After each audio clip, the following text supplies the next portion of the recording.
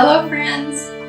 We are here in beautiful Glen Erie Castle in Queen's Parlour, and we're here to share some music with you tonight in honor of Robert Burns. And first of all, I just want to thank Glen Erie. They've been amazing in letting us come here to use this beautiful space. There's just nothing like it. It's a real Scottish castle in Colorado Springs, and I absolutely would recommend a stay here at the castle. Steve and I have really enjoyed that ourselves, so I highly recommend that to you. And I'd like to introduce to you the Loch Lomond trio. We have Megan Prawl on harp, Fiona Brubaker on viola, and myself, Terry Moon, on violin. Enjoy the evening. Hi, we are the Brubaker family, and I'm not sure if everybody watching knows us. We've had the privilege of being able to meet some of the Anselm Society we moved to Colorado Springs 2 years ago, and we were able to go to the Anselm conference in 2019, and just really thrilled to have such a great Christian Arts Society here in Colorado Springs that we can get involved with. And we lived in Washington, D.C. for 12 years prior to coming to Colorado Springs, and were involved with an awesome Christian Arts Society there called the Washington Arts Group, and just had a lot of awesome friends that we were able to do fun things like Burns Night with, and we're excited to be able to share this with you here tonight. I'm Fiona. If you haven't worked out from my accent, I'm originally from Scotland, and I met Marcus, my husband, at graduate school at St. Andrews in Scotland on the International Relations Master's course. I'm American. Grew up in central Wyoming, just a few hours north of here, so this feels like home. We're excited to be here in Colorado and plug into the arts community. It's always been a big part of our lives. And this is Andrew. I'm Andrew. This is cool and walking around. And I'm half Scottish blood, and I'm originally just American. So, and I love screens. So that's our family. I hope you enjoy this episode. So, since you were talking about Robert Burns, who is Robert Burns? Good question. What? Yes, who is Robert Burns? You are half Scottish, and you don't know who Robert Burns is. Well, So tell us. Well, so this is Robert Burns. okay. Here he is. He is 262 years old this year. So he's still alive? No, but we are going to be Celebrating him, and we keep his memory alive through Burns Night. He is kept alive through all of the poems that he has written and have stood the test of time. He's Scotland's national poet, and he wrote on almost every subject, which I think is also why he has stood the test of time, and from deep philosophical topics to romance to making fun of hypocritical people at church to writing about his 2 pet dogs. So he covered it all, and I think that's also why he's so beloved. So where in Scotland was he from? He was from Alloway in Ayr. That was where he was born, and that's in the southwest of Scotland in Ayrshire. Okay. Yeah, he died in Dumfries, which is also in the south, a little bit further south. So when people think of Scotland, sometimes they think of the Highlands. That's still farther north. Yes, Okay. yes. So that's a different part of Scotland. And so, he wrote in the Scots dialect. So it's English, but very strong Scottish accent, and the words are written differently. But yeah, different parts of Scotland have different accents and dialects. And even in the Highlands, they speak, a lot of people there speak Gaelic or Gaelic, which is the Celtic language, and that's different as well. And I think people may have heard of Burns or heard of his poetry and not realized that he's the author. Can you give us some examples? Yeah. So probably the one that you didn't realize and that's been made the most famous is through It's What You Sing at New Year, the Auld Lang Syne. That was actually written by Robert Burns. And what does that mean, that line? It means for old time's sake. Right. So yeah, it's one that we don't just do it at New Year. We do it in Scotland at the end of every social gathering, like every Cayley, and it's basically just saying, we're parting ways here, but for old time's sake, let's hold hands and and celebrate this moment. What are some other examples of burns? So yeah, you probably didn't realize that. So the title of John Steinbeck's book of Mice and Men, he actually took that from a Robert Burns poem called To a Mouse.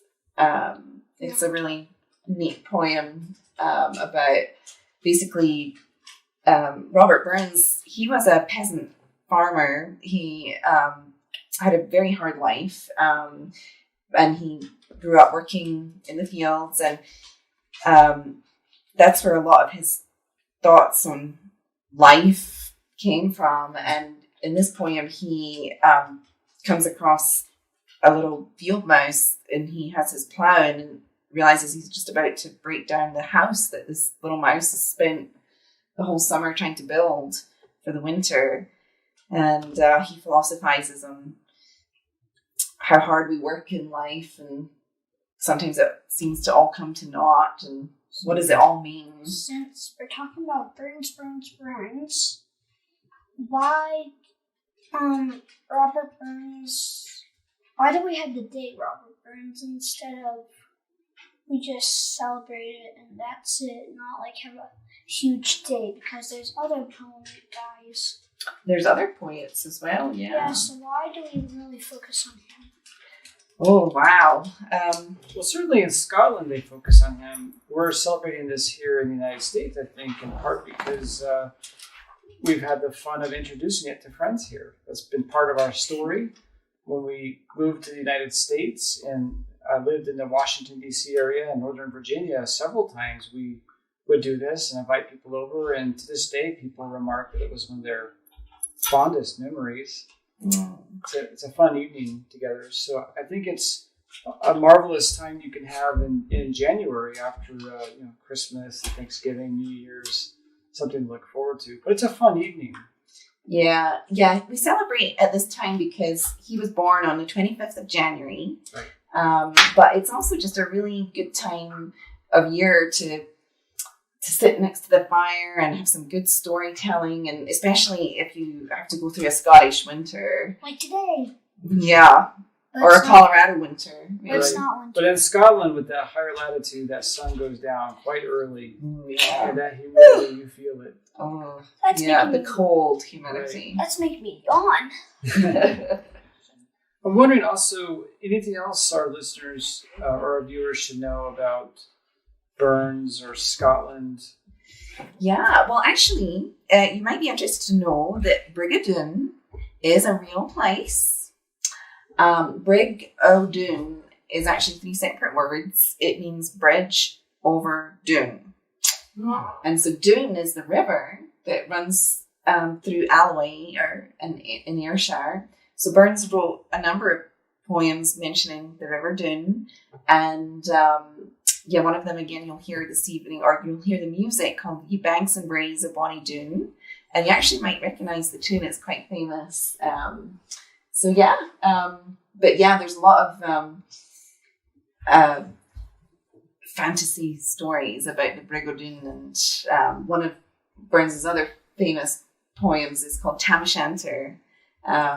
I remember that one being a bit scary. Yes. But there's a moral to it, right? Indeed. It's about a gentleman called Tam who spent a little bit too much time at the pub and away from his wife, and what happened, how he had his comeuppance with that. And it involves him trying to escape by riding his horse over the bridge of Doon, or over the Brig o' Doon, and I'll not tell you anymore. Yeah, don't spoil the surprise. But maybe we're not going to do that one this year, but that can be further reading if you get really interested. Right. So.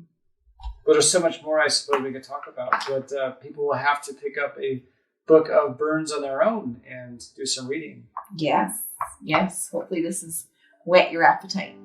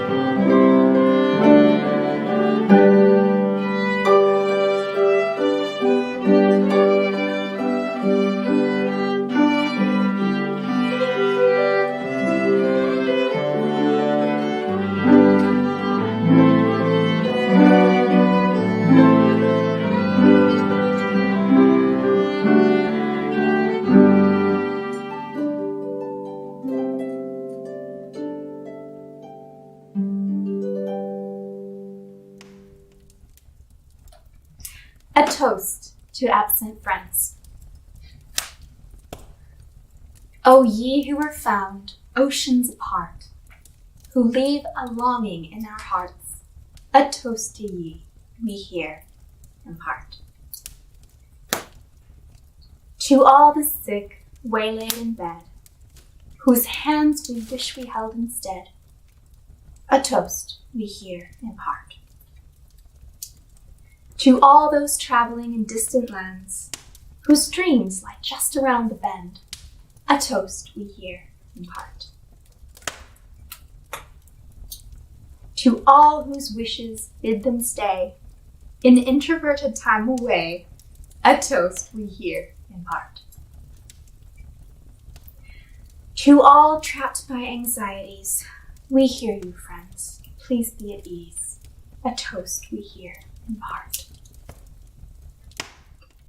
To all whom death has whisked away, whose expectations time betrayed, a toast we here impart. To all our friends, both near and far, who are bound to the eternal star, be emboldened, ye dear hearts. Remember that the waves will part, and promised lands will still our hearts.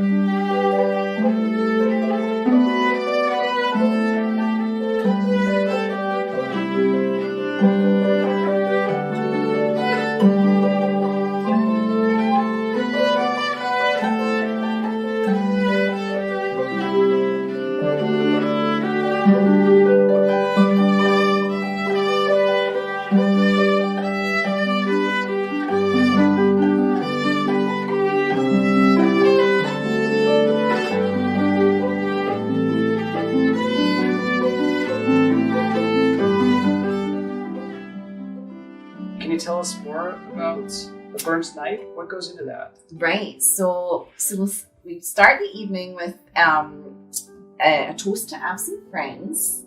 Which is very appropriate, I would say, at this time. Yeah. This year, it's great that we've still been able to do a Burns night, even if we can't gather in person. We're so grateful that the Anselm Society wanted to do this, where we could, and there's such a lot of talented people to put this together, and we can stream it out to all of you at home, and hopefully you're enjoying having made some of the recipes ahead of time. And yeah, even if you don't have haggis, maybe you have got some cockaliki soup or steak pie or trifle or cranachan to enjoy. So I just heard about, with Robert Burns Day, I just heard about like haggis. Ooh. Yes. like a couple days ago. So what's haggis? Oh. Is it the sheep?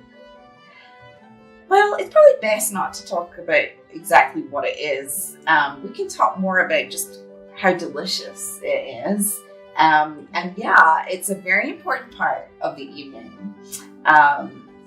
So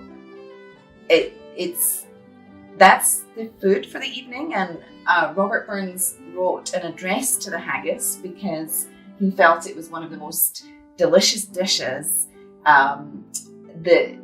And the thing was that he would have been used to having that, being a peasant farmer. Basically, it was whatever was left after all the expensive parts of the animal had been sold, and that's what the peasants would have. But that was part of the fun he was having in this poem, was just saying how this really was the best thing to eat, and Super good. super good. And But that history is interesting because today it's often served in fancy restaurants and at weddings and receptions and things. So now it's become quite an item. But it wasn't always that way. yeah, he would probably find that hilarious. Right. So what we would normally do is if you were at a Burns supper, the haggis would be piped in by piper. There'd be a piper leading A bagpipe. a bagpiper, yes, leading the chef behind with the haggis on a big platter, and it would be brought up to the front of the room, and then someone recites the address to the haggis, and it's very dramatic. So we will see that in a little bit.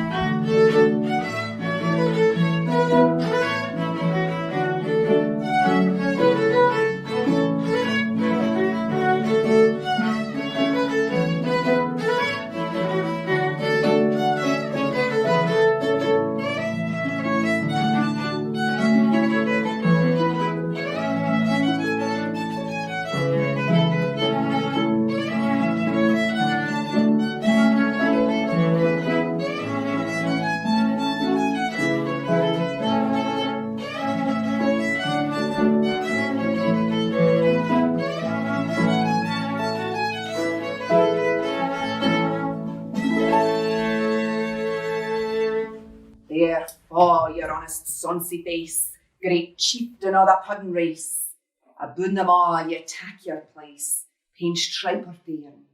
Weel o' your word o' grace, as lang's my earm.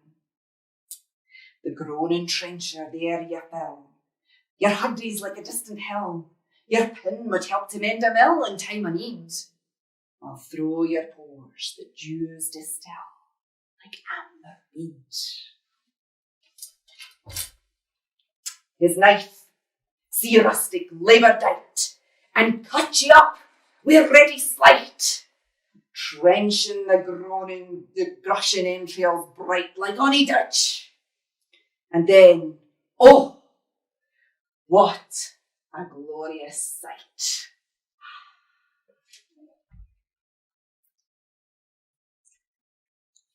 Wow, reeking rich.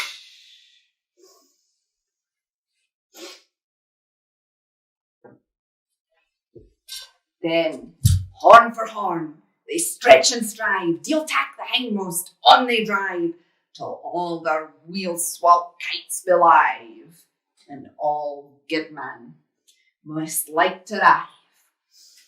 But thank it comes.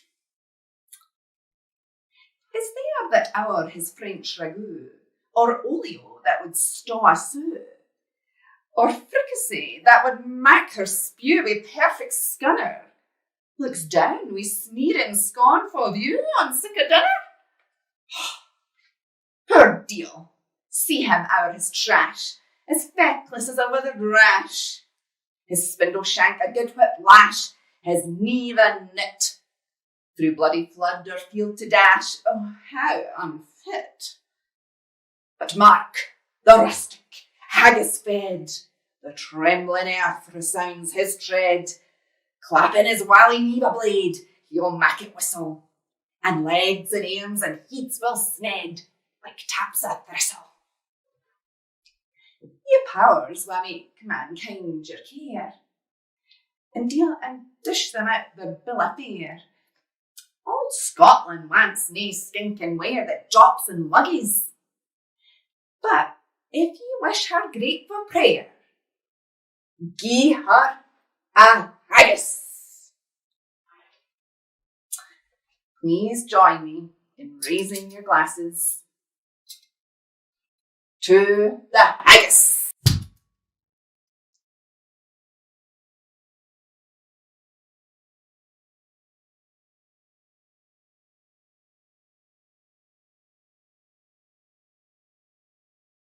All right, this is the story of Hamish the Hairy Haggis.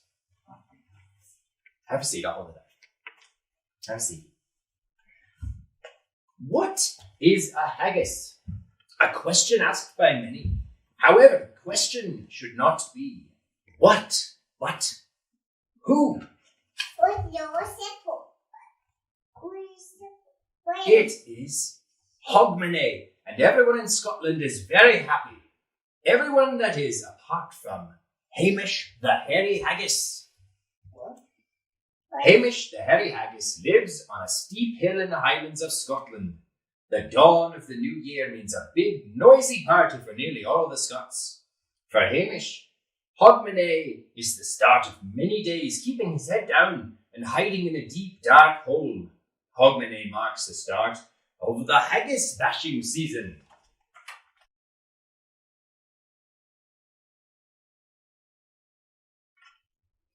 Hamish has been in the hole for ages. He has long finished eating all of his thistle sandwiches. Hamish is on the last page of his one and only book.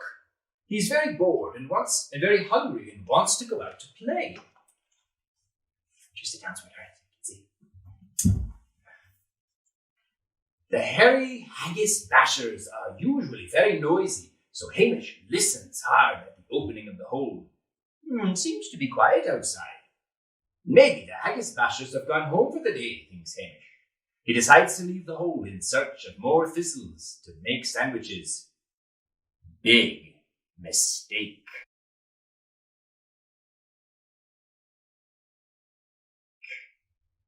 As Hamish sticks his head through the hole, a great hammer hits him very hard on the head.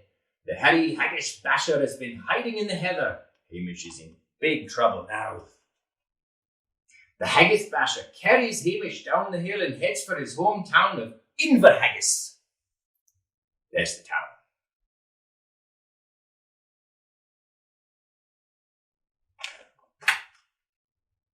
Hamish wakes up and finds himself in a cage.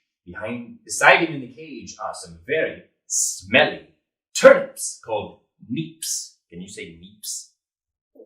Neeps. And some very dirty old potatoes known as tatties. Can you say tatties? Yes. Hamish is a bit groggy, but climbs over a neep to peep through the bars of the cage, and what he sees in the vast room beyond makes him tremble with fear. This must be the ancient ceremony that his grandfather, Harry, the even hairier haggis, had once told him about, the Burns Supper.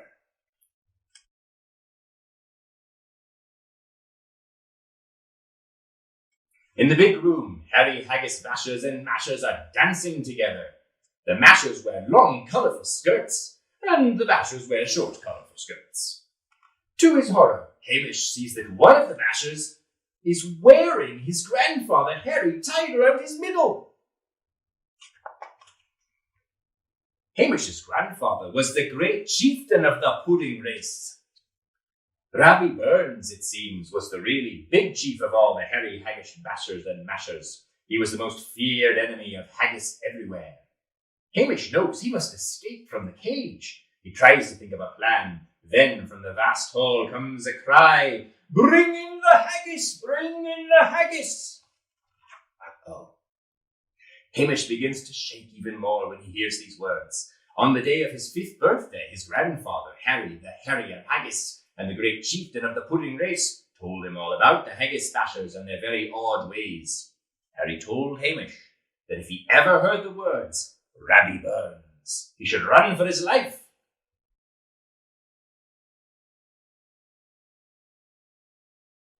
The screeching music stops, and the bashers and mashers sit down at long tables.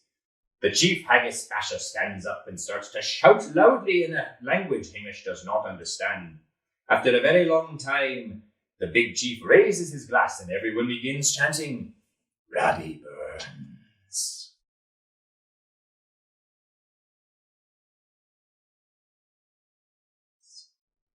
Hamish sees one of the hairy haggis bashers pick up what looks like a baby haggis basher.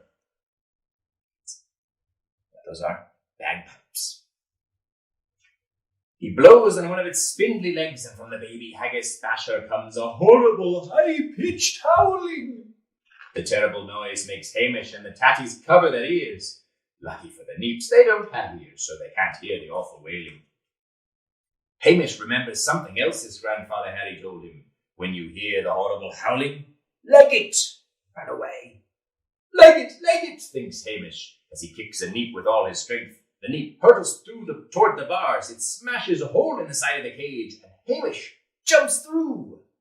Hamish makes his escape.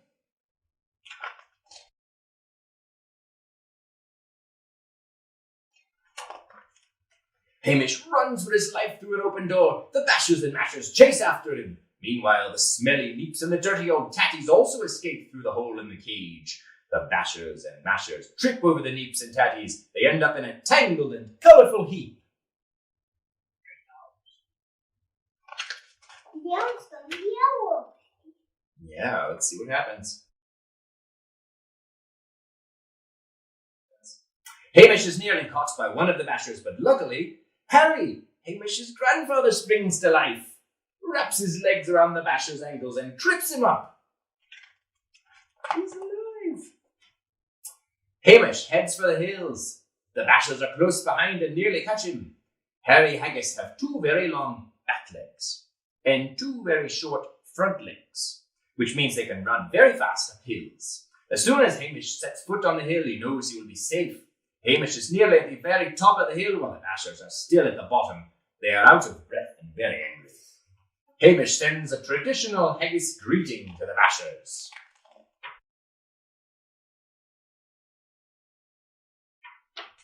A few hours later, the hairy Haggis bashers and mashers have given up the hunt for Hamish. In the kitchen of the big hall, they mix together some very strange ingredients in a huge bowl. Later, they sit down and try to pretend to their guests that this odd, gooey mess is real haggis. They don't look happy, do they?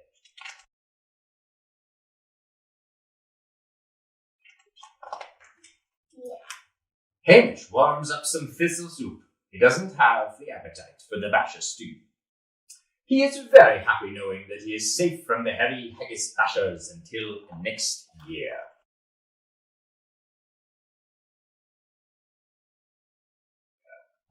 So now you know the true story of Hamish the Hairy Haggis. The end. So I remember as a child having to memorize Burns poetry. It's a big part of the whole culture. And of course, just passing it on from one generation to the next. And at school, we would learn Burns poems. And I also did it through speech and drama classes. And I would get to go to competitions. And it was a real honor to win because then you got to go and perform at Burns suppers. And so those are some of my fondest memories. And I don't think I really understood the significance of it even at that time. But as with everything, as you get older, you start to realize the importance these things and passing it on to the next generation and fostering a love of poetry and these beautiful truths when you're young and have space in your brain to remember these poems. So I'm excited now. Andrew's of an age to learn these poems, and I'm working on his Scottish accent. So,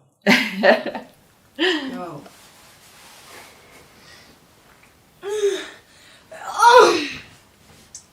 Up in the morning, oh for me, up in the morning early, when all the hills are covered with snow, I'm sure it's winter fairly. Cold blows the wind to east to west. The drift is driving sourly. Say loud and shrill as I hear the blast, I'm sure it's winter fairly. Birds are chittering in the thorns. A day they laugh, they fare, but sparely. And langs the night to e'en to morn, I'm sure it's winter fairly.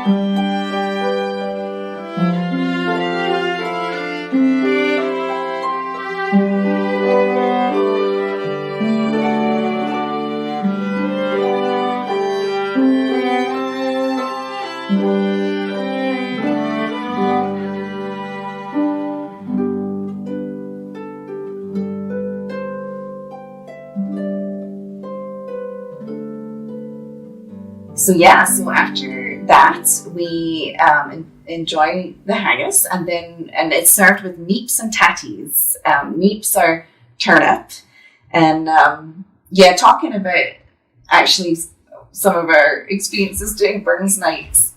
Before, I remember my first Burns night doing that here in America and going to the store with some of the friends that we were doing it with, and I was saying, I need to find some neeps. And they were like, what's that? And I'm like, it's turnip. And the closest thing we could find was rutabagas. So I remember that. Yeah, that was good to know. And tatties, of course, are potatoes. Then we will have the immortal memory. So that you're going to hear that this evening, and that's a wonderful opportunity. Every year we do this, and we try to talk about why Burns is relevant to today, and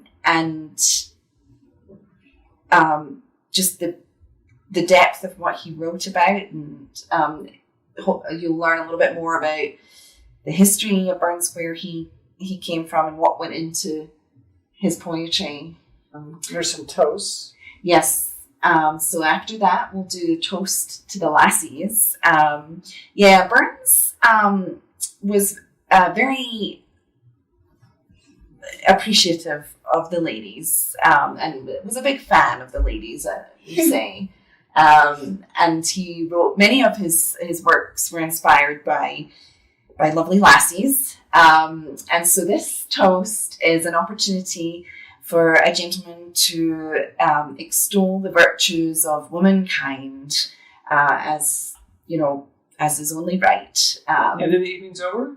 Oh, no. It wouldn't be. There's more. Oh, yeah. There's a whole lot more. Yeah, we're only halfway there. I mean, it wouldn't be right to have a gentleman just do this speech. I mean, Burns was all about equality as well. So we have an opportunity for a lady to reply on behalf of the lassies. And shall we say, give as good as she gets. So I'm hearing that it's an evening that's not solemn. There's quite a bit of humor mixed in. Oh, definitely. Yes. Right. So it's a lot of fun. Hello, friends. Thank you for joining us. I'm excited and honored to be included in this unique Burns night and take part in a tradition spanning more than 2 centuries. In these dark months, when hope feels thin and sorrow howls at the door like the winter wind, it is a sacred act to celebrate.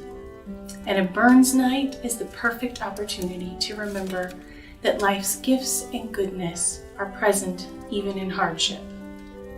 We wish we could gather together with you to share beauty, laughter, and food, to sing loudly, and in some cases badly, to sample haggis, or at least nibble some Scottish shortbread, to toast Scotland's bard with good Scotch whiskey, and with warm cheeks and hearts, cherish the words he left us.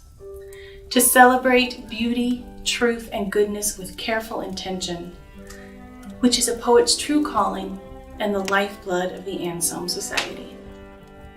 But the very magic of the written word is the bridge it builds not only between people separated by geography and circumstance, but by time.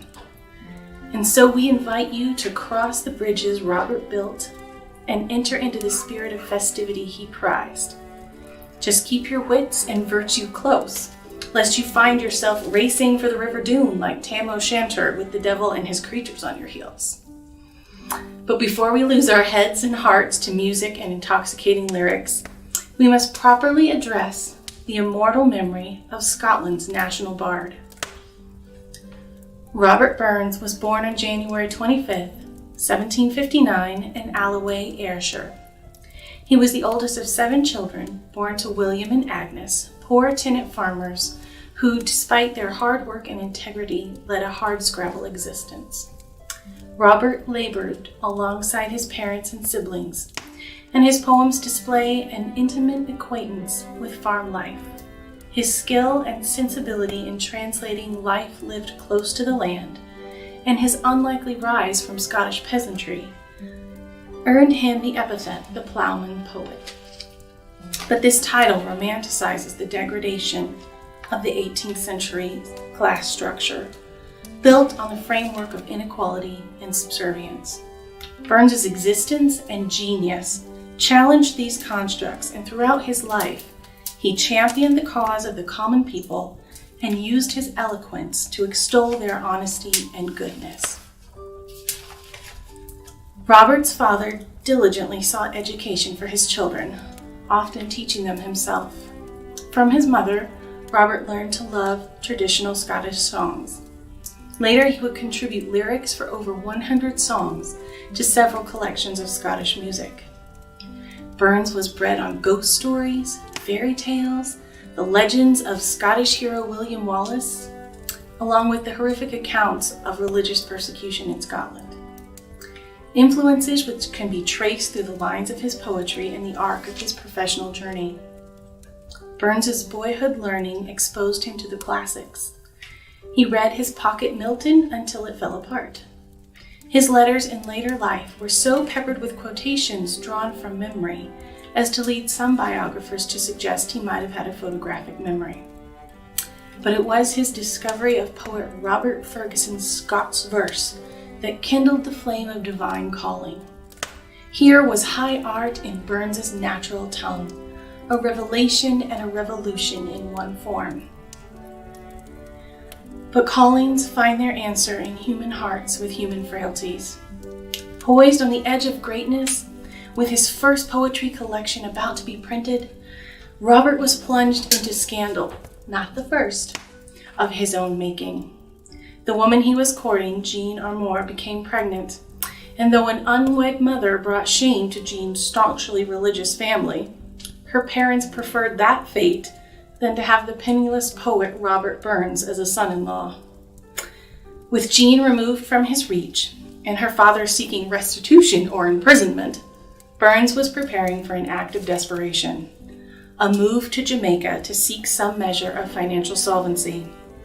Scotland's national bard very nearly became just another member of her desperate diaspora. But in the summer of 1786, the Kilmarnock edition of poems chiefly in the Scotch dialect was published, and the poet who gave voice to the common people, who elevated their dialect to its rightful place beside the more accepted British English, was enthusiastically embraced by the public. Robert Burns's poetry is still embraced today, in Scotland and around the world. The Scots dialect, which many of his advisors urged him to abandon, remains a vital and treasured element of his work. His commitment to liberty and equality, so radical in his time as to run the risk of sedition charges, is as soul-stirring today as it was then.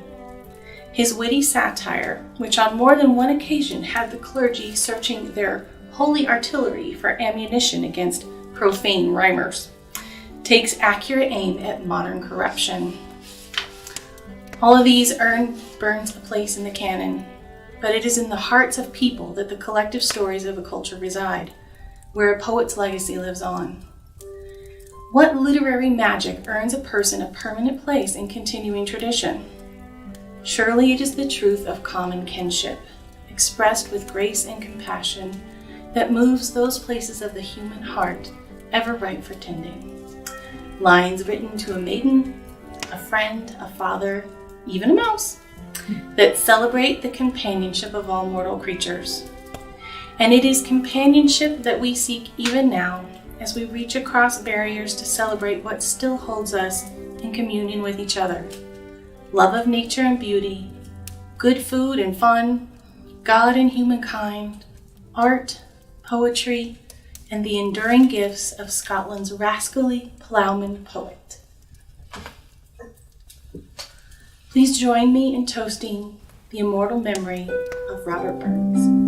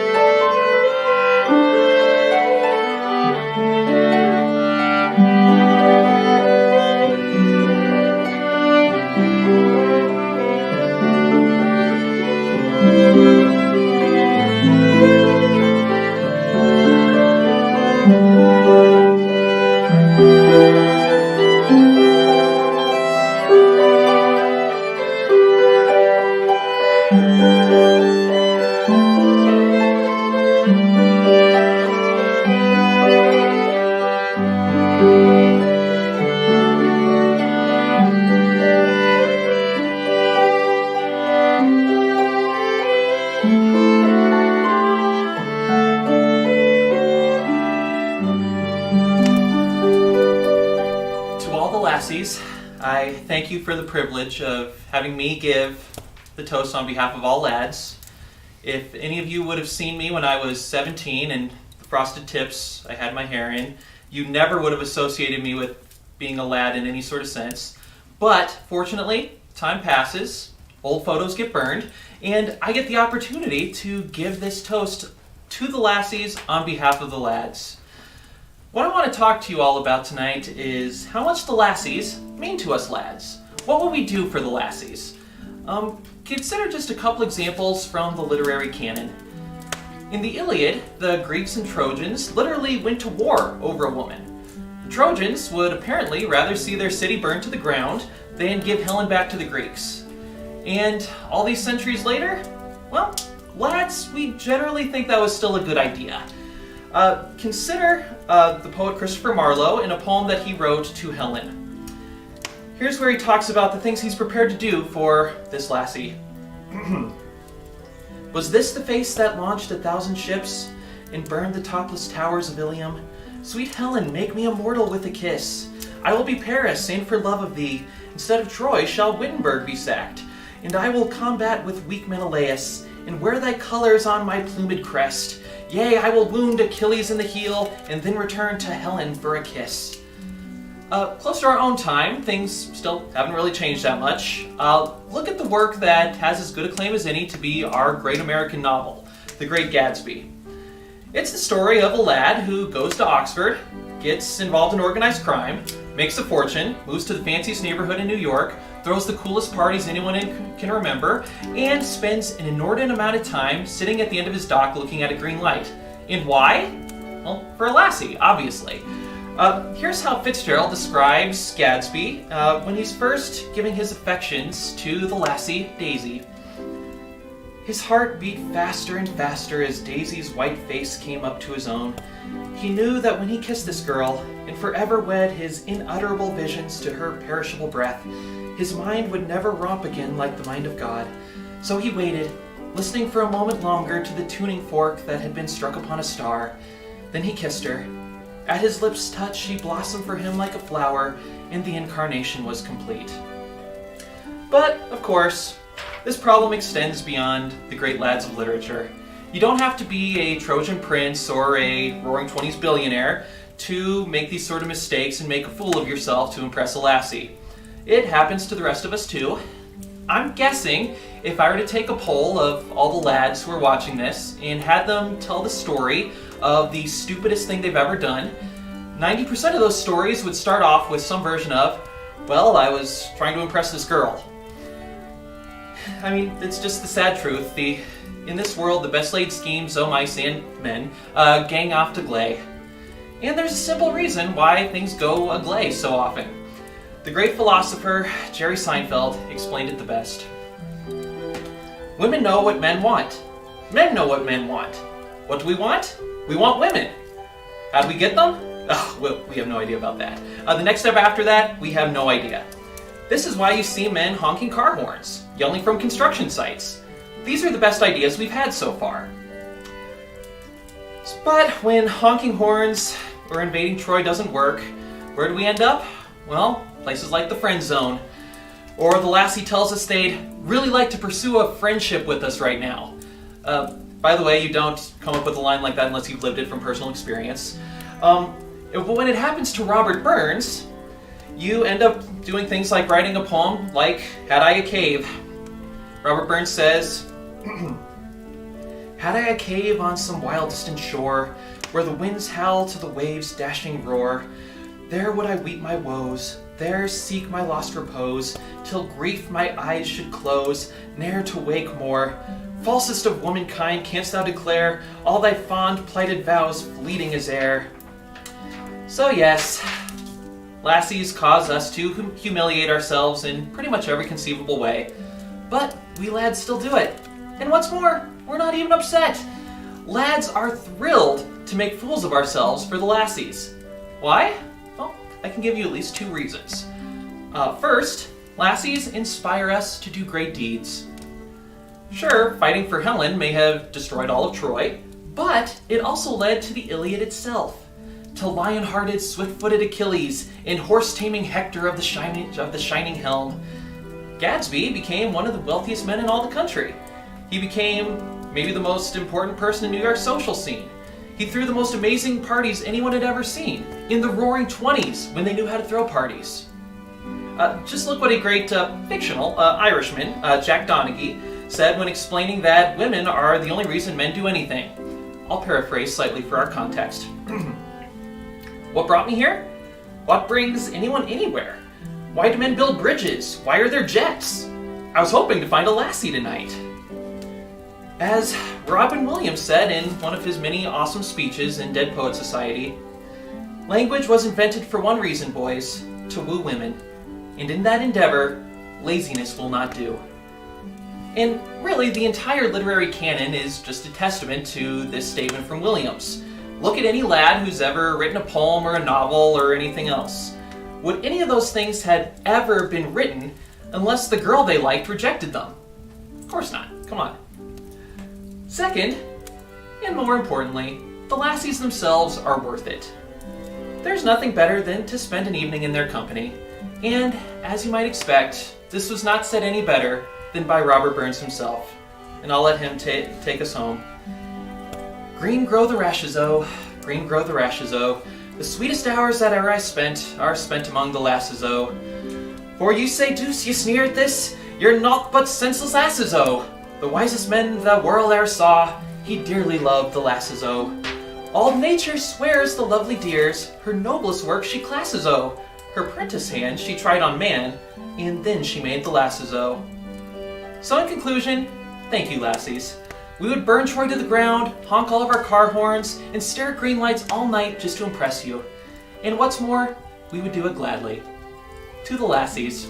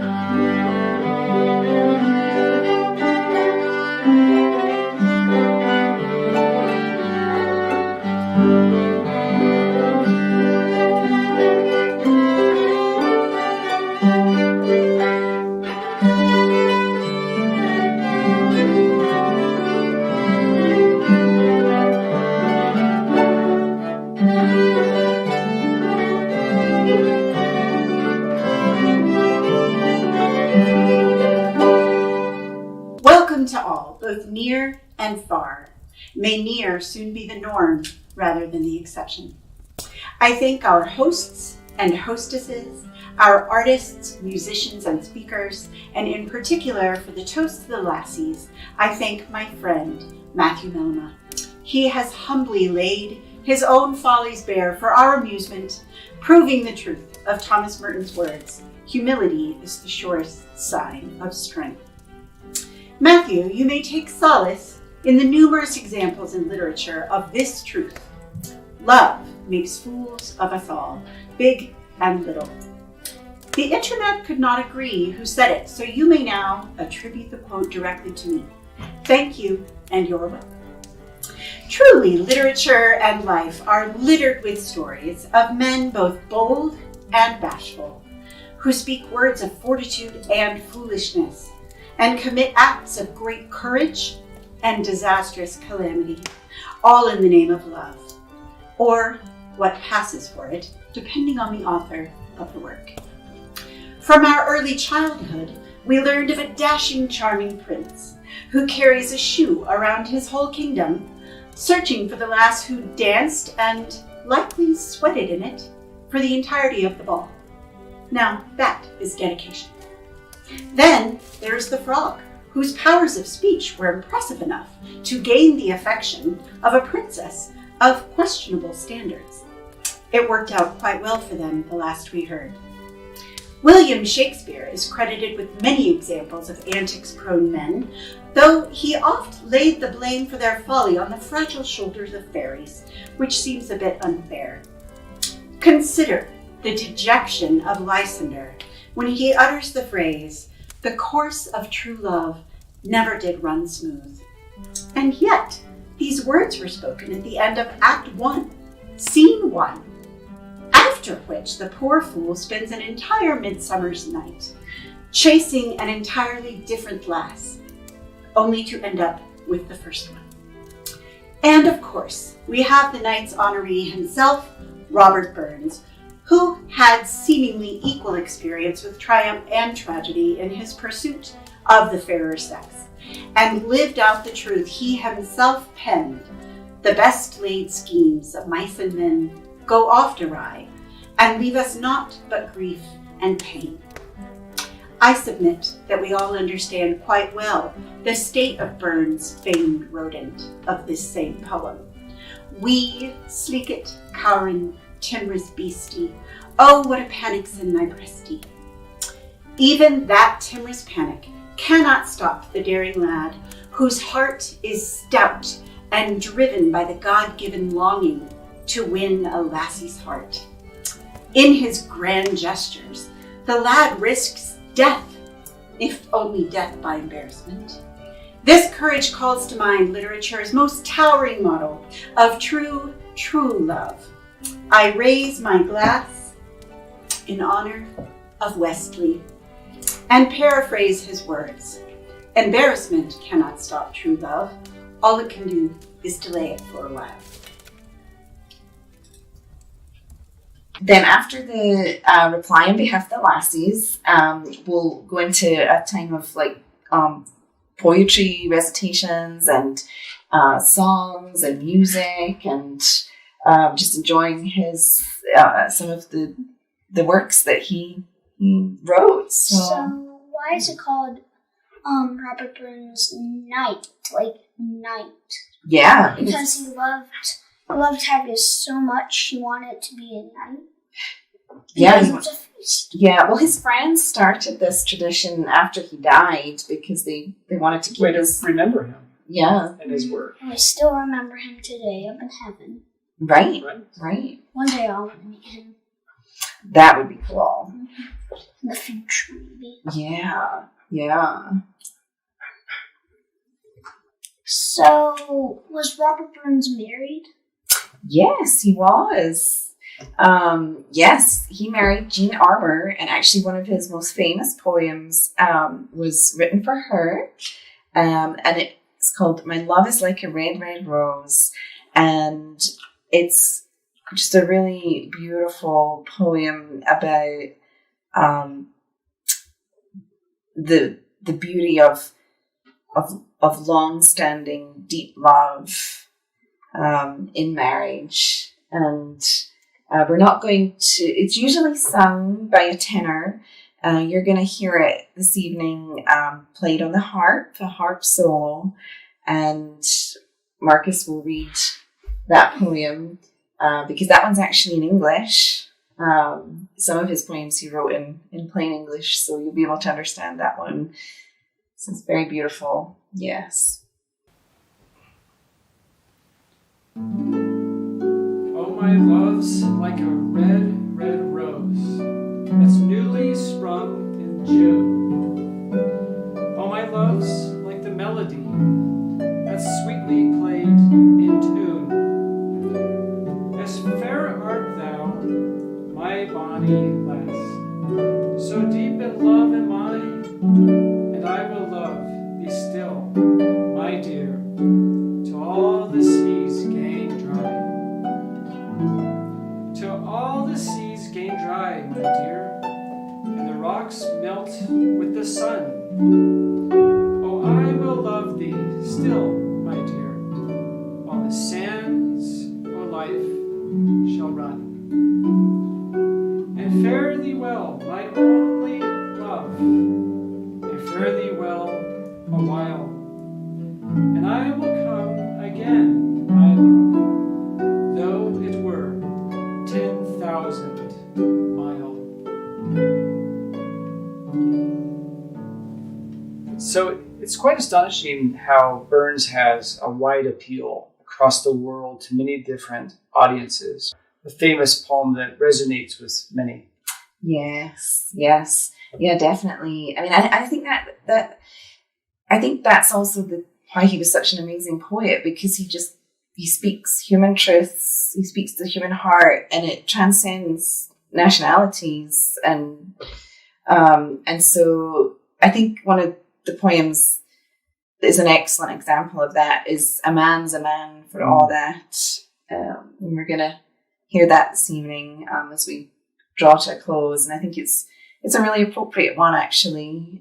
What's his message with that poem? Yeah, it's again essentially to him, having come from a kind of peasant background. He's talking about how the important thing about a human being is that they're honest and straightforward with each other and loving towards each other, and that really we are all made in God's image, and we should honor and respect that. And so he was very down to earth, very authentic. That's right. One of the messages there. Yes, and also too, he says it doesn't matter if you're a lord, or if you have a lot of riches and can afford to buy all the fancy things, because at the end of the day, if you don't have wisdom of life, and if you're not able to relate to another person, what good is all that to you? True. And what would a Burns night be without concluding with a very famous song? And what song is that? Of course, Auld Lang Syne. So we can't end our evening without that, of course. So yeah, we're gonna hear that played, and I hope that maybe you can sing along at home. And now you'll understand what you're actually singing. So yeah, for old time's sake, we are so happy to have been able to share this with you, and we hope, as it says in Auld Lang Syne, that we will meet again and some other time, and may God bless you all between now and then. We hope we didn't spoil the story. Yeah. So much more to learn. So have a good evening. Bye! Bye. A man's a man for all that. Is there for honest poverty that hangs his head and all that? The coward slave, we pass him by. We dare be poor for all that. For all that and all that, our toil's obscure and all that. The rank is but the guinea's stamp, the man's the gowd for all that. What though on hamely faring we dine, we're hodden grey and all that? Ye fools their silks and knaves their wine, a man's a man for all that. For all that and all that, their tinsel show and all that. The honest man, though e'er sae poor, is king o' men for all that. Ye see yon birkie, called a lord, o' struts and stairs and all that. Though hundreds worship at his word, he's but a quiff for all that. For all that and all that, his ribbon star and all that. the man of independent mind. He looks and laughs at all that. A prince can mak a belted knight, a marquis, duke, and all that. But an honest man's aboon his might. Good faith, he mun have all that. But all that and all that, their dignities and all that, the pith of sense and pride of worth are higher rank than all that. Then let us pray that come it may, and come it will for all that sense and worth o'er all the earth shall bear the gree and all that. For all that and all that, it's coming yet for all that man to man, the world o'er, shall brothers be for all that.